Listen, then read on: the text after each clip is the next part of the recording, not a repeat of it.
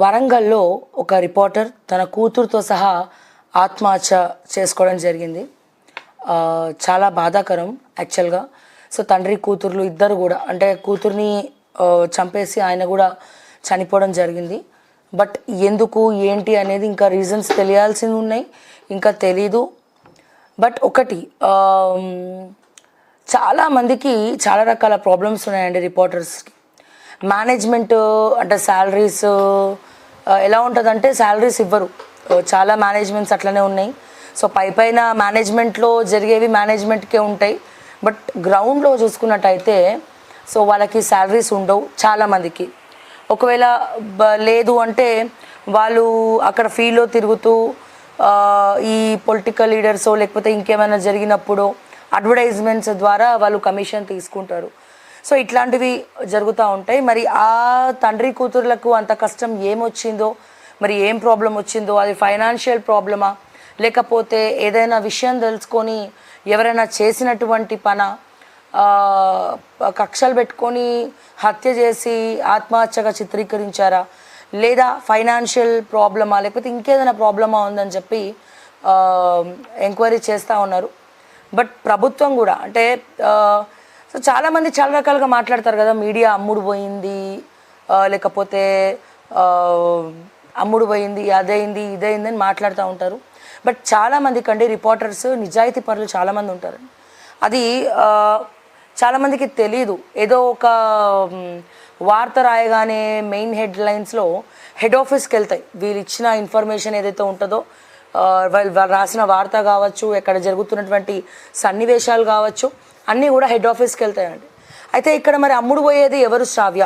అంటే కష్టపడి ఫీల్డ్లో తిరిగి పలానా ఇది జరుగుతుంది అని చెప్పాలని వాళ్ళకు కూడా ఉన్నప్పటికీ, వాళ్ళవి సొంత ఛానల్స్ కాదు, వాళ్ళ ఒక ఎంప్లాయీ దాంట్లో. సో అక్కడ మేనేజ్మెంట్ దగ్గరికి వెళ్ళిన తర్వాత సో మేనేజ్మెంట్ వాళ్ళు ఆ వార్తని బయటికి రాకుండా చేయడము, వాళ్ళు మ్యానిపులేట్ అవ్వడము, వాళ్ళు అమ్ముడు పోవడము, ఇట్లాంటివన్నీ కూడా జరుగుతాయండి. సో దీనికి ఏమైపోతుందంటే మొత్తం మీడియాను కూడా తప్పు పట్టడము, రిపోర్టర్స్ అంతే ఒక నీచంగా చూడడము, ఒక బ్లాక్మెయిలర్స్ లాగా రిపోర్టర్స్ని పరిగణలోకి తీసుకోవడము. సో ఇటువంటివన్నీ కూడా చేస్తూ ఉన్నారు. వాస్తవానికి రిపోర్టర్స్ చాలామంది మంచి వాళ్ళు ఉన్నారు. కాకపోతే వాళ్ళు చేసినటువంటి వార్తలు అక్కడ హెడ్ ఆఫీస్లో ఎక్కడైతే వీళ్ళు పంపిస్తారో అక్కడ ఫిల్టర్ చేసి వాళ్ళ వార్తలు వేయరండి. సో ఇట్లా ఒకటేంటి రెండేంటి అందరి గురించి నేను అనట్లేదు. ఎవరైతే మంచిగా ఉన్నారో వాళ్ళ గురించి నేను మాట్లాడుతూ ఉన్నాను.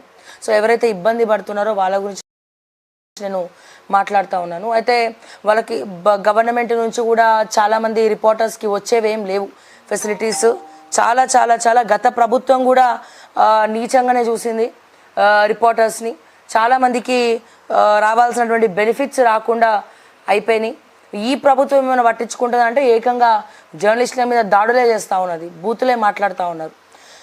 సో ఎనీవేస్ ఇటువంటి పనులు దయచేసి చేయకండి. ఒకవేళ మీకు ఏమైనా ప్రాబ్లం ఉంటే బయటకి రండి, రిపోర్ట్ ఇలా జరుగుతుంది అలా జరుగుతుంది అని చెప్పుకోండి.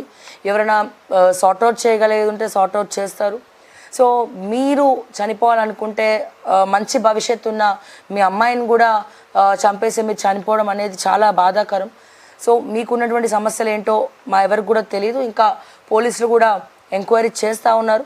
సో ఇటువంటివి దయచేసి ఎవరు కూడా చేయొద్దు అని చెప్పి నేను మరొక్కసారి తెలియజేస్తూ ఉన్నాను, రిక్వెస్ట్ చేస్తూ ఉన్నాను దయచేసి. అండ్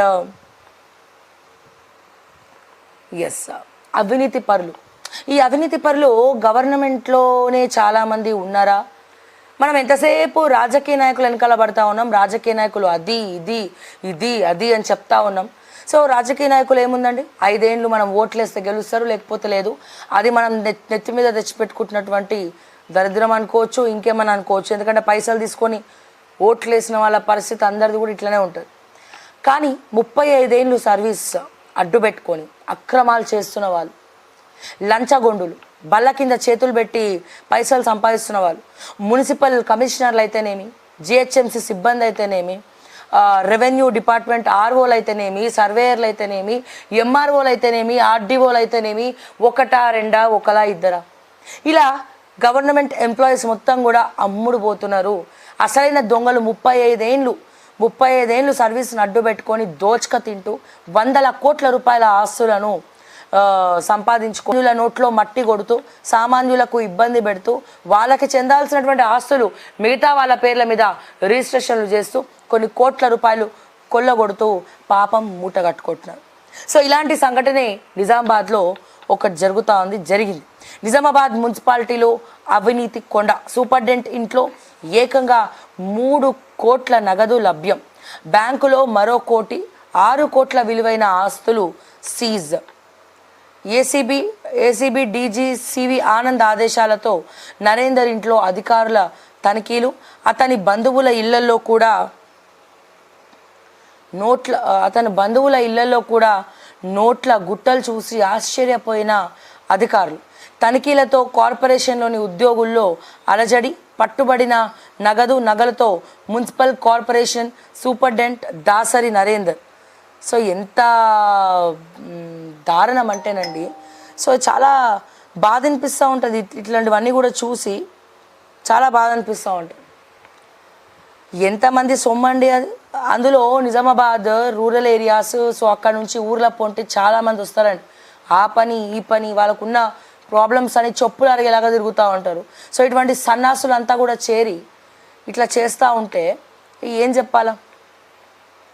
అండ్ ఇతని లాగానే చాలామంది ఉన్నారు. నేను చెప్పేది ఏంటంటే సివి ఆనంద్ గారికి మరి నా మీద ఎవరైనా కంప్లైంట్ ఇచ్చారా ఏంది ఎట్లా పట్టుకున్నారా అనేది పక్కన పెడితే సివి ఆనంద్ ఉత్తర్వులతోటి మరి తనిఖీలు చేయడం జరిగిందని చెప్తా ఉన్నారు. కానీ ఇలాంటి అవినీతి తిమింగలాలు చాలామంది ఉన్నారు. నేను సివి ఆనంద్ గారికి చెప్తా ఉన్నాను. ఇప్పుడు మొన్న రవాణా శాఖలో అవకతవకలు జరిగినాయి. రేవంత్ రెడ్డి గారి పిఏ జైపాల్ రెడ్డి పొన్నం ప్రభాకర్ గారితో కుమ్మక్కై మరి ఉద్యోగులకు 1 కోటి రూపాయలు 2 కోట్లు తీసుకొని వాళ్ళకి కానిస్టేబుల్ హోదా ఉన్న వాళ్ళకి వెహికల్ ఇన్స్పెక్టర్గా ప్రమోషన్లు ఎట్టకేలకు ఇప్పించడం లాంటివి చేస్తూ ఉన్నారు అని చెప్పి గుప్పుమన్నాయి వార్తలు. మరి వాళ్ళ ఇళ్లలో కూడా తనిఖీలు చేసి మీ నీతిని నిజాయితీని నిరూపించుకోండి. కాంగ్రెస్ పార్టీకి చేదోడు వాదోడుగా ఉన్న వాళ్ళు బీఆర్ఎస్ పార్టీ, బీజేపీ పార్టీ అంటే రాజకీయాలకు ఎటువంటి సంబంధం లేకుండా మీ తనిఖీలు మీరు చేస్తే చాలా గర్వపడతా ఉన్నాం. అండ్ అలాగే మన రాష్ట్రంలో ఏం జరుగుతుందో తెలుసు మీకు. సో ఐఏఎస్ ఆఫీసర్లు, ఐపీఎస్ ఆఫీసర్లు, సో ముఖ్యంగా ఐపీఎస్ పక్కన పెడితే ఎక్కడ చూసినా ఐఏఎస్ ఆఫీసర్లే ఎక్కువ వినబడతా ఉన్నాయి. సో ఈ ఐఏఎస్ ఆఫీసర్లలో ఇళ్లలో కూడా సోదాలు చేయండి. వాళ్ళకి ఫామ్ హౌస్ ఏడికెళ్ళి వచ్చినాయి, వాళ్ళ అన్నన్ని ఎకరాలు ఎట్లా కొన్నారు, 20,000 కోట్ల ఆస్తులు ఏడికెళ్ళి వచ్చినాయి, వాళ్ళ భార్యల పేర్ల మీద కుటుంబాల పేర్ల మీద ఎన్నెన్ని పెట్టిండ్రు. ఇవన్నీ కూడా సివి ఆనంద్ గారికి నేను స్పెషల్గా చెప్పక్కర్లేదు, ఆయనకు అన్నీ తెలుసు. He's in the department. So ఎవరెవరు ఏంది అనేది అందరికీ అన్నీ తెలుసు. కానీ వాళ్ళ మీద ఎందుకు అటాక్ చేయరు? సో ఎట్లయితే చిన్న చిన్న తిమింగలాలని ఎరేసి పట్టినారో మరి వాళ్ళని ఎందుకు బయట పెట్టరు అని చెప్పి నేను మరొక్కసారి అడుగుతా ఉన్నాను సివి ఆనంద్ గారిని. ఈ రకంగా ప్రతి ఒక్క ఎంఆర్ఓ ఇంట్లలో కూడా తనిఖీలు చేయాలి. అండ్ అట్లాగే ముఖ్యంగా ఇక్కడ నేను ఇంకోటి చెప్పదలుచుకున్నా, షామీర్పేట ఎంఆర్ఓ అండ్ అట్లనే షామీర్పేట మేడ్చల్ మల్కాజ్గిరి జిల్లా షామీర్పేట మండల్, షామీర్పేట ఎంఆర్ఓ అండ్ అదే రకంగా షామీర్పేట సర్వేయర్ వీళ్ళిద్దరూ పారిజాతం డెవలపర్స్తో కుమ్మక్కయ్యి ఒక సామాన్య రైతుని ఇక్కట్లు పెడతా ఉన్నారు. అక్కడ రైతులు వ్యవసాయం చేసుకునేటువంటి భూమిని మూసేసి ఈ పారిజాత డెవలపర్స్ అనే ఒక డెవలపర్స్ అంజయ్య గౌడ ఏదో ఉంది పేరు. సో వీళ్ళతోటి కుమ్మక్కయ్యి కొన్ని కోట్ల రూపాయలు, లక్షల రూపాయలు మరి వీళ్ళకి ఇచ్చినారా వీళ్ళు తిన్నారా తెలియదు. ఓకే టీవీ ఎక్స్క్లూజివ్గా అక్కడ పోయి కంప్లైంట్ చేసిన సర్వేయరు అర్ధరాత్రుల పూట 6ంటికి 7ంటికి పోయి సర్వే చేయమని చెప్పి ఎవరైతే మధుసూదన్ రెడ్డి ఉన్నాడో ఆయనని బెదిరిస్తూ ఉన్నాడు. సో అట్లాగే మేము కంప్లైంట్ ఇస్తే కూడా ఎవరెవరితో అడ్డమైన విధవలతోటి మాకు ఫోన్లు చేపిస్తూ ఉన్నాడు అక్కడ లోకల్ రిపోర్టర్ అని చెప్పి. పారిజాతం డెవలపర్స్ అండ్ ఎంఆర్ఓకి పారిజాతం డెవలపర్స్కి ఉన్న సంబంధం ఏంటి, ఎంఆర్ఓకి పారిజాతం డెవలపర్స్కి సర్వేయర్కు ఉన్నటువంటి సంబంధం ఏంటి, సర్వేయర్ ఎందుకు సర్వే చేయడానికి భయపడట్లేదు, వీళ్ళు ఎన్ని కోట్ల రూపాయలు ఎన్ని లక్షల రూపాయలు అక్కడ మింగినారు. ఆల్రెడీ గతంలో 8 నెలల క్రితం షామీర్పేట ఎంఆర్ఓ పాత అతను ఎవరైతే ఉన్నాడో అతను అమ్ముడు పోయినాడని చెప్పి ఏసీబీ రైడ్స్ చేసింది, ఏసీబీ అటాక్ చేసింది. సో ఏసీబీ ముందరికి ఏసీబీ రైడ్స్ చేసి మరి పట్టించింది. ఆ ఎంఆర్ఓ ఎవడో కూడా మనకు తెలుసు.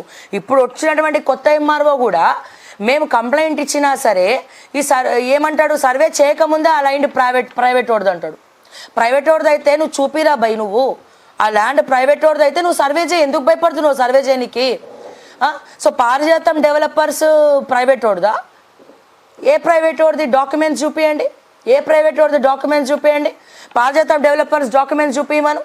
సో అక్కడ ఉన్నది బావి, రైతులని వ్యవసాయం చేసుకొని ఇవ్వకుండా బావిని మూసేసి బావిని కబ్జా పెట్టి చేసుకుంటా పోతే పనులు చేసుకుంటా ఉంటే ఏం చూస్తూ ఊరుకుంటాం అనుకుంటున్నారా? ఒకసారి చెప్తాం, 2 సార్లు చెప్తాం.